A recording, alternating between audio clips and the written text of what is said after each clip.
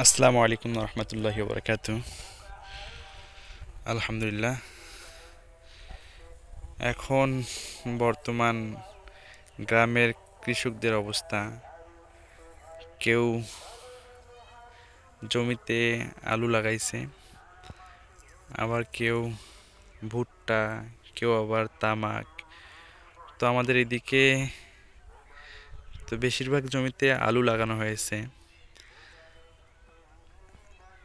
এই দেখেন, অনেকে আলুর কাজে ব্যস্ত। এখানে একজন আলু জমিতে নাঙ্গল দিয়ে চাষ করতেছে।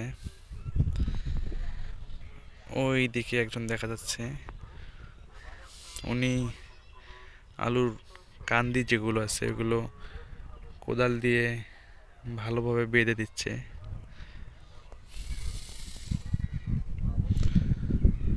আবার আমরা ওই দিকে আরো তিনজন দেখতে পাচ্ছি, ওই যে দূরে ওনারাও আলুর জমি নাঙ্গল দিয়ে চাষ করতেছে।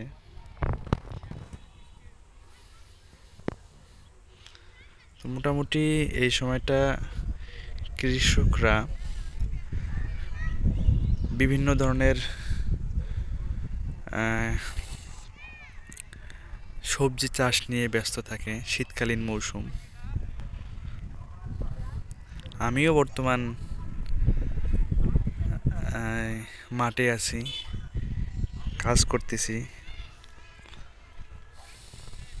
তো দেখেন কীরকম পরিশ্রম করে কৃষকরা জমিতে বিভিন্ন ধরনের শাক সবজি, আলু, বিভিন্ন ধরনের জিনিস আবাদ করে। তো এখানে একজন কৃষককে দেখা যাচ্ছে, উনি মনোযোগ দিয়ে নিজের জমিতে, নিজের আলু জমিতে নাঙ্গল দিয়ে চাষ করতেছেন।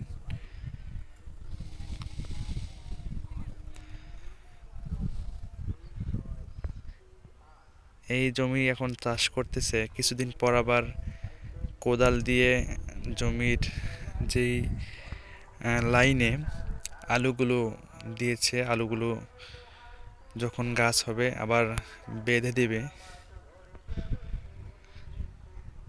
তো আমরা যারা শহরে বসবাস করি তারা হয়তো বা জানি না, শুধু আমরা বাজার থেকে টাকা দিয়ে ক্রয় করে আলু বা বিভিন্ন ধরনের শাক সবজি কিনে খাই। কিন্তু কত কষ্ট করে আমাদের কৃষকরা, আমাদের গ্রামের কৃষকরা এই জমিতে ফসল ফলায়, বিভিন্ন ধরনের ফসল ফলায়। আমরা তো এমনিতেই যারা শহরে থাকি বা কৃষিকাজে অভ্যস্ত না, তারা টাকা দিয়ে ক্রয় করে শাকসবজি, বিভিন্ন ধরনের শাকসবজি কিনে খাই। কিন্তু কৃষকরা মাঠে খুব কষ্ট করে।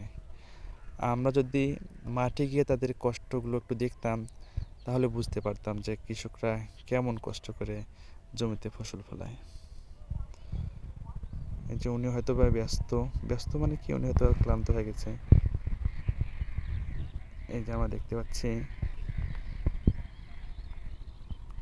খুব ক্লান্ত হয়ে গেছে উনি। প্রায় ফজরের পরপর জমিতে আসছে। এখন বাজে প্রায় 12টার দিক, এখনো জমিতে আছে।